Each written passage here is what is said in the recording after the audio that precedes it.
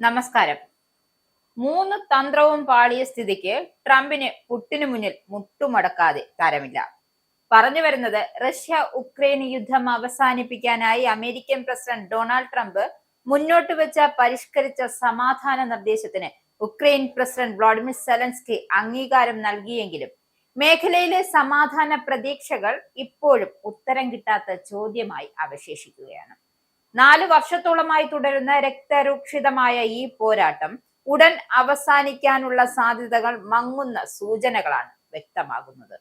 ബെർലിനിൽ നടന്ന യൂറോപ്യൻ നേതാക്കളുടെ കൂടിക്കാഴ്ചയിൽ സെലൻസ്കിയും ട്രംപും അംഗീകരിച്ച ഈ നിർദ്ദേശങ്ങളെ റഷ്യൻ പ്രസിഡന്റ് വ്ളാഡിമിർ പുടിൻ പാടെ നിരസിച്ചതാണ് ഇപ്പോഴത്തെ പ്രതിസന്ധിക്ക് കാരണം.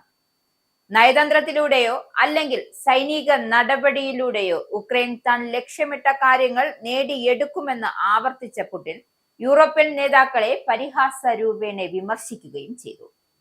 ട്രംപ് മുൻപ് അവതരിപ്പിച്ച 3 വെടിനിർത്തൽ പദ്ധതികളുടെ അതേ ഗതി തന്നെയാണ് പുതിയ നിർദ്ദേശത്തെയും കാത്തിരിക്കുന്നു എന്ന ആശങ്ക ശക്തമാണ്. മാർച്ച്, മെയ്, ജൂലൈ മാസങ്ങളിൽ ട്രംപ് സമാനമായ നിർദ്ദേശങ്ങൾ മുന്നോട്ട് വെച്ചിരുന്നു. അപ്പോഴെല്ലാം വെടിനിർത്തൽ ലംഘിക്കുന്ന പക്ഷം പുടിനും റഷ്യയ്ക്കുമേൽ കടുത്ത പിഴയും ഉപരോധങ്ങളും ചുമത്തുമെന്ന് ട്രംപിന്റെ വക ഭീഷണിയെത്തിയിരുന്നു. എന്നാൽ അവ ഒരിക്കലും പ്രാവർത്തികമായിരുന്നില്ല. ആദ്യം ട്രംപ് ഒരു സമാധാന വാഗ്ദാനം നൽകുകയും പിന്നീട് റഷ്യയ്ക്ക് അനുകൂല നിബന്ധനകൾ അംഗീകരിക്കാൻ ഉക്രൈനുമേൽ സമ്മർദ്ദം ചെലുത്തുകയും ചെയ്യുന്ന ഒരു രീതിയാണ് കണ്ടുവന്നത്. ഉക്രൈൻ ഇത്തരം വാഗ്ദാനങ്ങൾ സ്വീകരിക്കാൻ തയ്യാറായിരുന്നു എങ്കിലും പുടിൻ അവ നിരസിക്കുന്നതാണ് പതിവ്.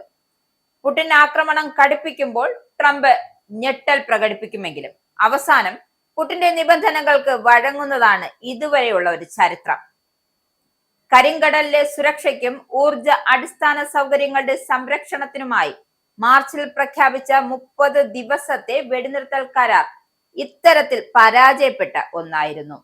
വൈറ്റ് ഹൗസ് കരാർ പ്രഖ്യാപിച്ച് മണിക്കൂറുകൾക്കുള്ളിൽ തന്നെ ക്രെംലിൻ അത് തള്ളി. റഷ്യൻ ബാങ്കുകൾക്കും കമ്പനികൾക്കും മേലുള്ള ഉപരോധങ്ങൾ നീക്കുകയും സിറ്റ് പേയ്മെന്റ് സംവിധാനം പുനഃസ്ഥാപിക്കുകയും ചെയ്യാതെ വെടിനിർത്തൽ സാധ്യമല്ല എന്ന നിലപാടാണ് പുടിൻ സ്വീകരിച്ചത്. ഇതിനു പിന്നാലെയാണ് ഉക്രൈന് തുറമുഖ നഗരമായ മൈക്കോലൈവിൽ റഷ്യ കടുത്ത ആക്രമണം നടത്തുകയും ചെയ്തത്. ഊർജ മേഖലയെ സംരക്ഷിക്കാനുള്ള കരാർ നിലനിൽക്കെ തന്നെ ഉക്രൈനിലെ ഊർജ കേന്ദ്രങ്ങളിൽ റഷ്യ 30ഓളം തവണ ആക്രമണങ്ങൾ നടത്തിയെങ്കിലും ട്രംപ് റഷ്യക്കെതിരെ നടപടികളൊന്നും സ്വീകരിച്ചില്ല. മെയ് മാസത്തിലും ജൂലൈ മാസത്തിലും ട്രംപ് നടത്തിയ സമാധാന ശ്രമങ്ങളെ സമാനമായ രീതിയിൽ പരാജയപ്പെടുത്തുകയായിരുന്നു. മെയ് മാസത്തിൽ 30 ദിവസത്തെ അടിയന്തര വെടിനിർത്തലിന് ആഹ്വാനം ചെയ്ത ട്രംപ് പുടിനുമായുള്ള ഫോൺ സംഭാഷണത്തിന് ശേഷം പെട്ടെന്ന് നിലപാട് മാറ്റുകയായിരുന്നു. വെടിനിർത്തലിന് പകരം 2 രാജ്യങ്ങളും നേരിട്ട് ചർച്ച നടത്തുമെന്ന പുതിയ പ്രഖ്യാപനത്തിലൂടെ ഉക്രൈനും യൂറോപ്യൻ പങ്കാളികളും അദ്ദേഹം വലിയ തിരിച്ചടിയാണ് നൽകിയത്. ജൂലൈയിലെ വെടിനിർത്തലിനായി പുടിൻ ട്രംപ് നൽകിയ 50 ദിവസത്തെ സമയപരിധിയും ഉക്രൈന് ദോഷകരമായി തന്നെ വന്നു ഭവിച്ചു. ഈ സമയം ഉപയോഗിച്ച് കൂടുതൽ ഉക്രൈനിയൻ ഭൂഭാഗങ്ങൾ പിടിച്ചെടുക്കാനാണ് റഷ്യ ശ്രമിച്ചത്.